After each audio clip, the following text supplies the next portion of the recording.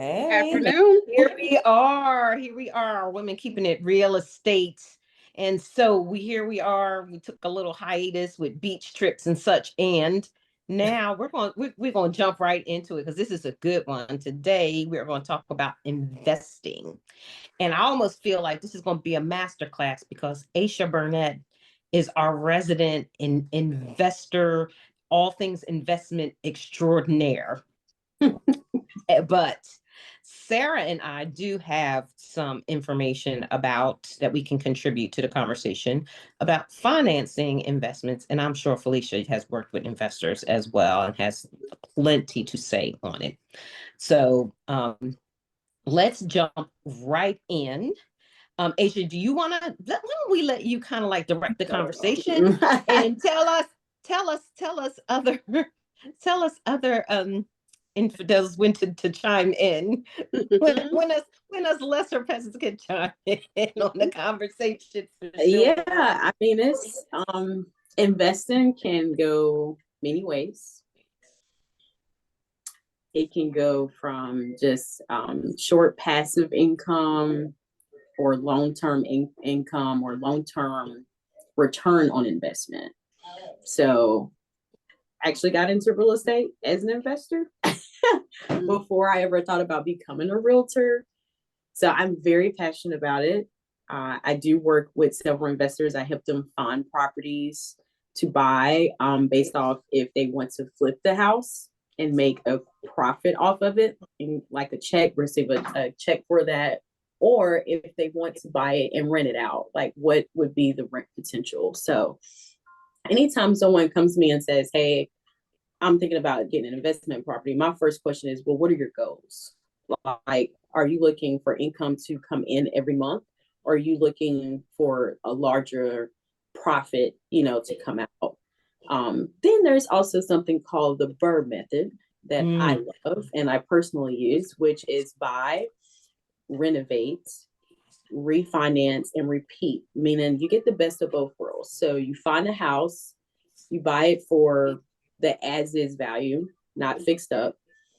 And then once you renovate it, you actually refinance and pull some equity out because the property is more valuable now that's been renovated. It's got new windows, roof, HVAC, flooring. You've maybe changed the floor plan, added some square footage or another bathroom. And then you still keep the property. So you refinance it, not sell it. You just take some money out and maybe you can use that to buy another one and do the same thing. And then you rent it out. So it's pretty much like you are keeping the investment where it continues to build equity, but you're also making money on it at the same time. The great thing that I love, I'm a numbers person. I study business economics, and investing is one of my favorite things. I like crunching the numbers. I love running CMAs. I love seeing what are the different exit strategies. When you buy a property, my question to an investor, what is your exit strategy? Are you flipping it? Are you renting it out? That is very important. Even before you go to like the mortgage lender, it took like really a year or two of research before we got into it, from YouTube videos, podcasts, books. And the biggest thing is this: no matter what we heard, saw, or read, is never the same for any transaction, for any investor. It really depends on the market, and specifically the market, like not just North Carolina, not just Greensboro, this neighborhood, and what things are around this house. Is it close to a hospital? Is it close to a university? Is it close to off the highway? Is it close to downtown? Because that really changes your exit strategy, your options. I love the word strategy, really, yes, because yeah, when it comes to investing, if you don't have a good strategy in place, you're really kind of chasing the tail. right, right. You You have to agree? have a goal, because you'll find yourself spending a lot of time and maybe even money and not getting any results out of it. So you Yeah. definitely want to make sure you do your research and you know what you're shooting for and stick to the plan. Yep. And have leverage. When you're renovating a house, it is pricey. Yep. Those little fancy handles you see on those shaker cabinets, they cost about $50 a pop at Lowe's. Yep. Just go to Lowe's one day. If you're really thinking about flipping some houses, just go to Lowe's anywhere. Just go to Lowe's, Home Depot, whatever you prefer, and just look at the price of stuff. Yeah. And, Yeah. and what we found Window out, shopping is not a bad thing. It's not. Exactly. When on an Because- undertaking, it's smart. right? You're gonna want to know the price of things because that helps you understand what your budget is to do the renovation. Mhm. I would say too, if you're thinking about investing, even with a loan, whether you do renovation or whatever, have at least, I would say, $20,000 to $30,000 set aside in reserves. Easy. Yeah. Because So things happen. Yes, please go in on the loans. Yeah, let me just kind of hijack a little bit. You started in BRR method, right? BR. Right. Well, actually, from the very Or- beginning, I'm gonna be transparent. From the very beginning, took the primary house, the primary resident that we lived in, and we did a HELOC, HELOC. Yep. an equity line of credit. So we took equity from our home and Mhm. used it as a down payment to buy our investment property. When we bought Wonderful. I love that. I love Yep. that. Yes, That and is- that is let me be clear. The equity that we took out wasn't enough to buy a house plus renovate the house. So we did kind of a bridge loan. So Okay. when I went to the lender, we said, hey, I have these assets, this amount of funds. I would like you to help me buy the house, plus give me $100,000 to renovate it. yes. Mhm. Yeah. So that's why it's Beautiful. really important to that. know Yeah. how much it costs. Yeah. Yeah, that's awesome. That's awesome because I was going to ask you how did you finance your initial buy, renovate, rent, Sarah? repeat property? I was gonna say, I do wanna also just touch up on some of the terms you just used. A HELOC, for those who don't know, is a home equity line of credit. And what that is, it's like whatever your house is worth versus what you owe, that is what your equity is considered, the difference between those two. And for those, if your credit is, you still have to have decent credit to borrow against your home and still be in a decent financial position to be able to pay back that loan. But it's almost like giving you your own credit card, best way to put it, from that equity in your home, for those who don't understand. And they're typically from 10 to 20 years to use and repay back. So that's what a HELOC is.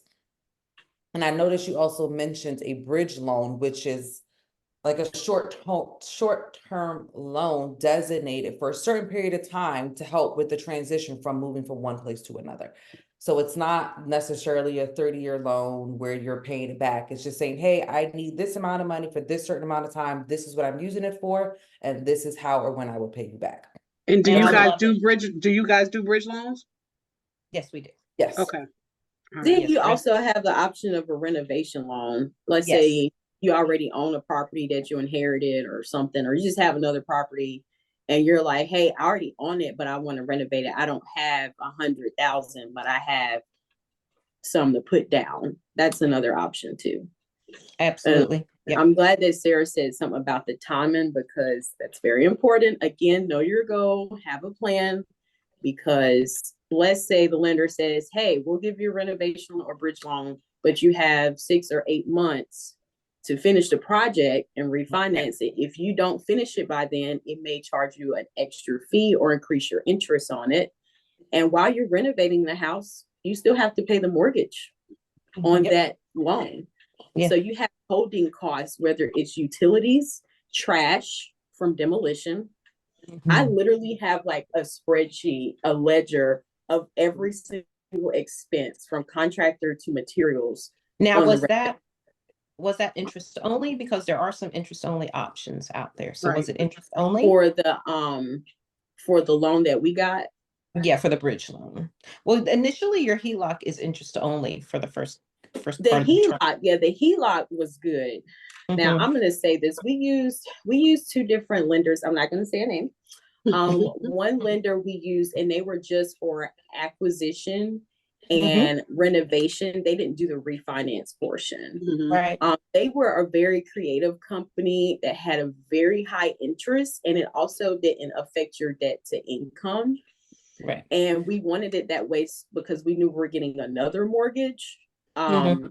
I wouldn't So say was that a hard, was that a Was that hard a hard money money lender? it lender? was a hard money loan. Yes. Mhm. Yes. It was a hard money. It was an official company. It's not like just some guy. You know, this Right. is a company based out of Right. Arizona, and they had good reviews. You know, it wasn't a bad product, but what we learned in that is that we didn't finish on time. So we went in with like a 6 to 8 month timeline. It ended up being 12 months. So our interest went up like 3%.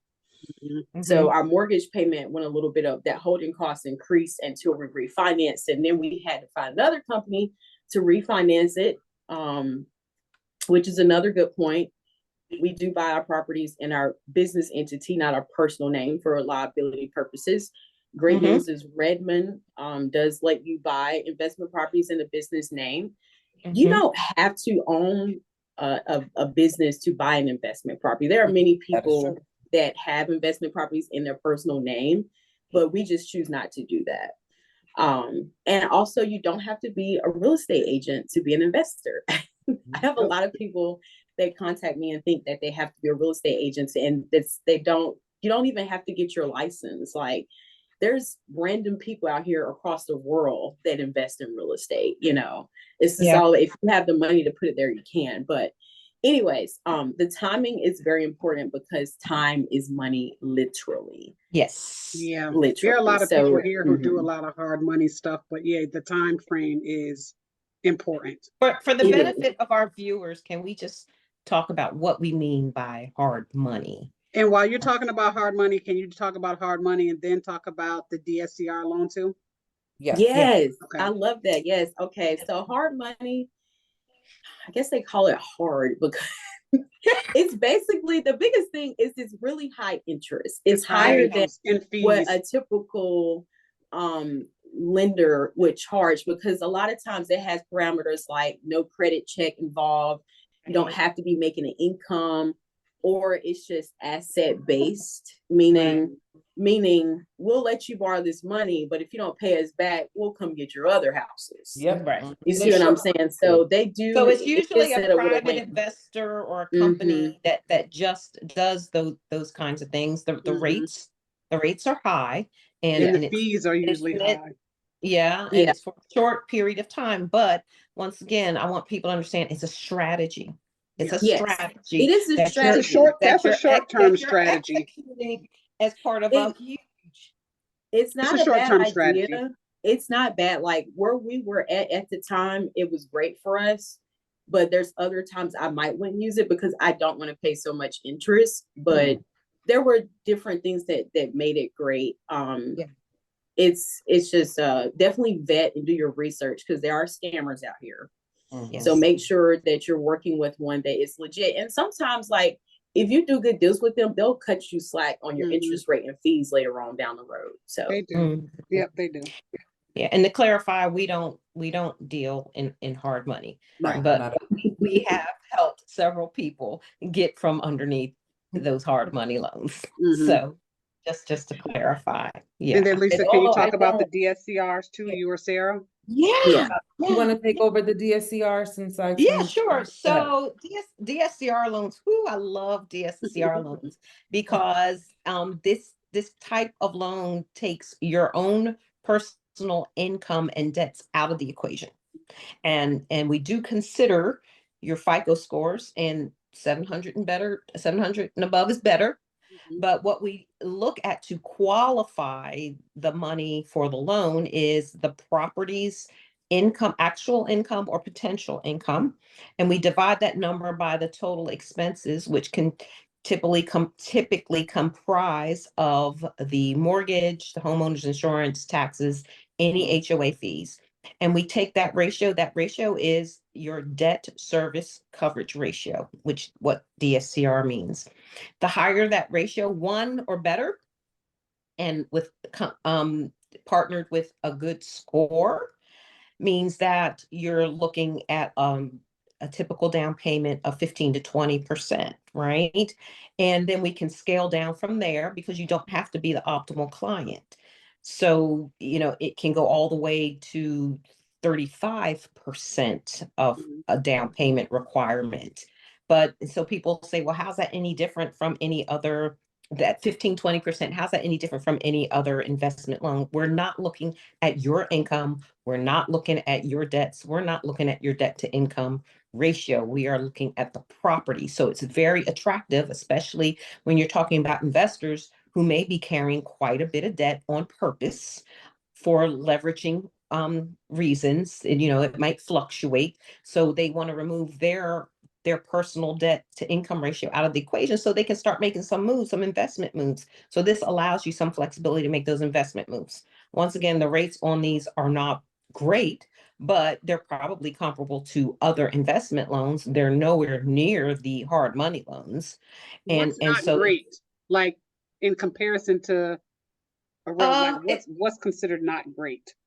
I mean, in comparison to, say, if it was a residential loan for a home that you were living in. So I think some people who are initial investors, they hear the interest rates for an investment loan and they're like, oh my gosh, that's expensive. I'm like, you're not really experienced in investment. This is, it's probably a normal range, but it is definitely higher than Right. if you are looking to buy a primary residence for your own personal Are living we space. thinking like 8, 9, 10, or 11? We're talking about 12, no, 13, we're 14, probably 15? talking about mid eights, But that's not bad. mid to upper And eights. it's like that for any second property. So it's your people can get a loan for a second home or a vacation home, which is very popular in Florida. The rates are higher. They're not, people think it's insane, but it's like, you have to keep in mind, these aren't your primary residence. They give you rates for that when you're actually living in I want to say the hard money loan we did was 12% interest. Yeah, and after we went past our timeline, it taxed 3%. So that's right. about right. Wow. But 8 for the DSCR loan is not bad. 8, 9. I mean, that's not It's not. a bad. And again, rate. your credit score is a big factor. And to touch up on what Lisa said in reference to the DSCR, there's different tiers to it. Yes. 700 is of course ideal, but depending on your situation, we can go as low as 660, I think 640. It was like the yellow range. But you just got to put more money into the deal. Yeah, put more You money. got to put more money into the deal. That along with whether it's occupied, what that actual ratio is. I mean, if you're 700 and that ratio is like below 0.75, well, then you're going to have to cup up some more money, because in the end, investing is about a 4-letter word, and that's risk. Yep. Now, can you also say, okay, so they're getting that to purchase the property that they're looking for, but does that include money for renovations for them as well with the DSCR loan? Okay, so with the DSCR loan, we're always talking about a loan to value ratio that's less than 100%. Now, if we can do an appraisal, and we can show that the value is higher than the purchase price, then that increases that gap, and there could be some monies that could be pulled out. We do offer DSCRs as a purchase as well as a cash out refi. Awesome. Okay. Awesome. And as far as I've had some people ask me, like, is it personal or business credit? I don't have experience with business credit. I feel like it's great for me, but I don't even know. I need to tap into Dun & Bradstreet. It's on my to-do list, but unfortunately, I don't have any information to share on that. So basically just make sure your personal credit is good, because that's what will be that's what we use now. While we can close it into an LLC, it's always going to come down to your personal credit score. Right. Exactly. But if your personal credit is good, to get the business credit, I worked on that probably during COVID. It get a gas card to start, and everybody else will jump on board. Basically. Right. Exactly. Basically, everybody else jumped on board after that, and you're able because half the credit that I have now is not in my personal name; it's all in my business name. Same here. Yeah, and I will Right. say too, with the Dunes and Bradstreet thing, it does help, but again, most credit cards or companies are basing that off of your Your personal personal credit, right? And they'll still credit attach number. your EIN to Yes, they will the give you card that. too. An Mhm. Yep. EIN is like your social security number to your business entity, whether it's an LLC, S corp, etc. Yeah. There was something else you guys said. Oh, here was another thing. We talked about loan to value. So when we talk about strategies and what is your goal here? So let's say a person says, hey, I want you to help me find a house to flip. My question is, how much are you trying to profit from the flip? Meaning after you spend all the money to renovate it and you refinance. Gotta have that profit margin. This is Yep. very important. Margins are very important because you don't want to buy property that you bought it for too much, or you put too much money in a renovation where you can't refinance and get your money back.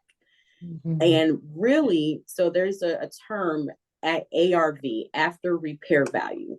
So when I'm running if they're looking at a house that's distressed, needs work, I'm running numbers, the comps, to see what is the potential after repairs are done value. And what 65% of that, because you have to have leverage to make sure that you can refinance all of that. And that's going to come about in your appraisal, because we use that's the value that's most important if you're coming to us for a renovation loan. We want to know that exactly that value, what the value is after all of the renovations. Yeah. And can I just say, if that's something that people are interested in doing, get with somebody who knows the loan programs, and whoever, a realtor or not, who knows how to run those numbers, because everybody and their brother right now is selling a course to help people become investors. And I can't tell you how many of the people around, like a lot of these first time folks, are losing ungodly amounts of money because they are going into some of these flips and not aware of the costs and the holding costs and the extra and the overages and what you need to plan for, that they're behind the eight ball before they even, get in there good and start ripping out the course. Like they're already in over their head. Right. You need to get with somebody who knows how to help you run those numbers, and not somebody who's running a course that's just trying to sell you some things and is not going to be able to walk you through that process. Exactly. And if the course is worth its mustard, it's going to go through. You need a team in place. Exactly. You need consultants. You need that knowledge that you can pull from. Right. And let's be clear. I will say, I'm not against listening to podcasts, courses. Those things Absolutely are great. Not. There's always information you can learn. But the most important thing I will say to you is make sure when you do start to invest, you are working with a realtor and a loan officer that's familiar with your market and your area. Yep. Because like I said, every deal is different, and there's also seasonality. The cost of materials changes from in spring and summer season to colder season. So do contractors get a little slow during holiday season.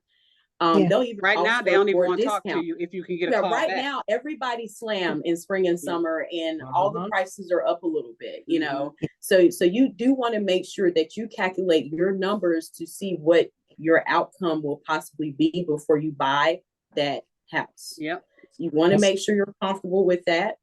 And another thing about flipping, so people get excited, ooh, I can make $100,000 really quick. Okay, well, based off the numbers, you want to make sure you buy a house that has some kind of, right now with the margins, with home prices, interest rates, you really want to try to find a house where you can add something to it, like add a bathroom, add a bedroom, add a deck, add some things that really add value to the property, like that can increase it by like $25,000-$50,000.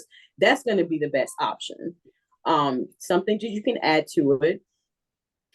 I would say get things permitted. Please. Do things the right way. Things the right way. You don't want to renovate a house, add a bathroom, a deck, and stuff, and it's not according to code, and you don't want to have issues with that. So spend the money, do the things the right way. Anything you could do to add value is very, very important, and it also increases the value and your rent potential. If you add a bedroom or a bathroom, you can charge more for rent. So you do want to make sure, like I say, biggest thing is make sure you know your numbers, have it set in stone, and have some leverage. And when you flip a house, do not forget, because it's not your primary residence, you are paying taxation on that money. Could be 30 to 40%. I heard word around the street, it might increase a little bit in North Carolina. I don't know yet, but be on the safe side. After you calculate that 65% of your after repair value, consider how much you have to pay back in taxes next year. That's a big part, because some people, they just look at it like, okay, well, there's more. And when you sell it, you got to pay an agent a fee to put it on the market for you. That's also a closing cost. There's other closing costs included to, sell the house or refinance it and so forth. So, and we do not have control over those fees. By the way. At all. Exactly. Don't blame your lender. Don't blame your lender. And don't blame your realtor. Have a talk about that on another episode of closing costs and what they are, because the amount of questions I get asked, well, what's this fee? Why is that there? Yep.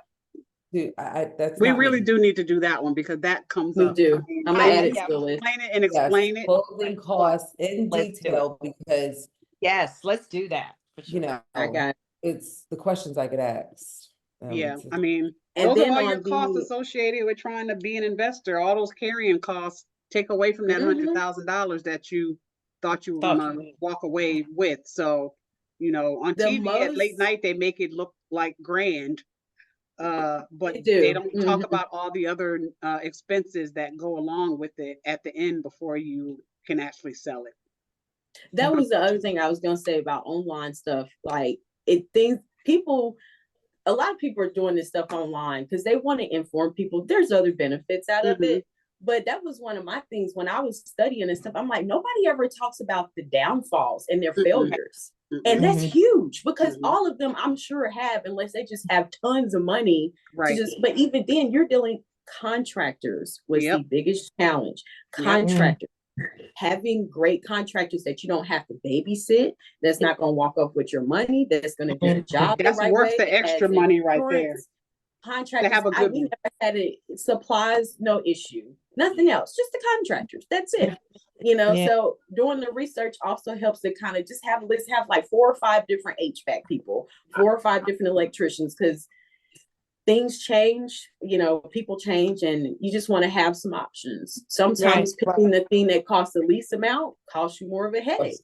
Or you may have to pay somebody to do the job right after you already paid somebody to do it wrong.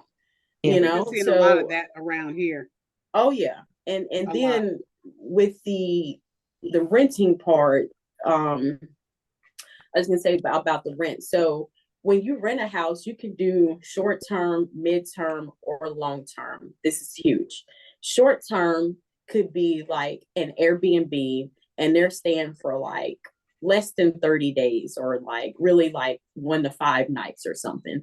Really high turnover. Someone's constantly in, constantly out.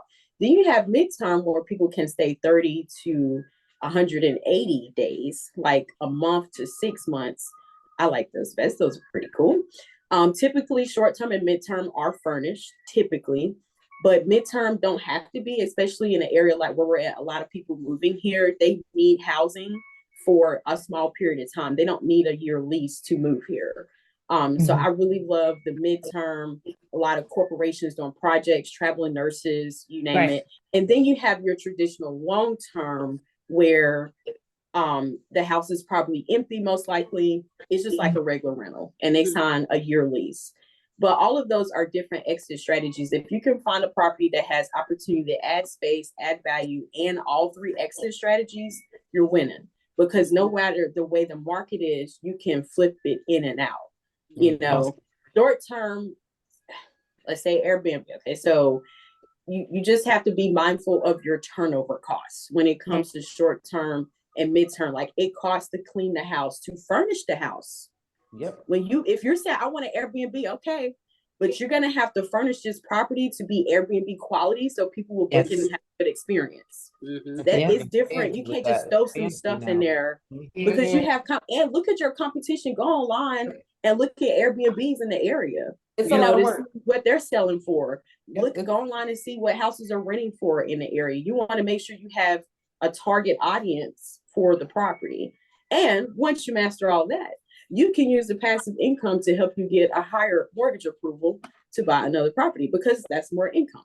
Yep. Yep. There's a I path think to the I wealth shared building. everything on the list. No, but there's a that I path have to the on. wealth building. So I mean, and It is. that's It where is. you're, like It Lisa is. said, your team comes in handy Yes. because And they this can is help this you is with not those a strategies. jump in and jump out. Sometimes this can be a bit of a marathon. And so people Yeah. need to understand it's not a overnight get rich, type of thing. Because we talk about building wealth, and sometimes that means you're building a portfolio of investments. Right. And so you can have different mortgage strategies if you're looking at just sticking in the fix and flip realm, or we can talk about different strategies if you're looking at building a portfolio of several properties, Mhm. because those can differ. The Yeah. execution of the type of financing that we can piece together, and sometimes it's about piecing. It's a puzzle.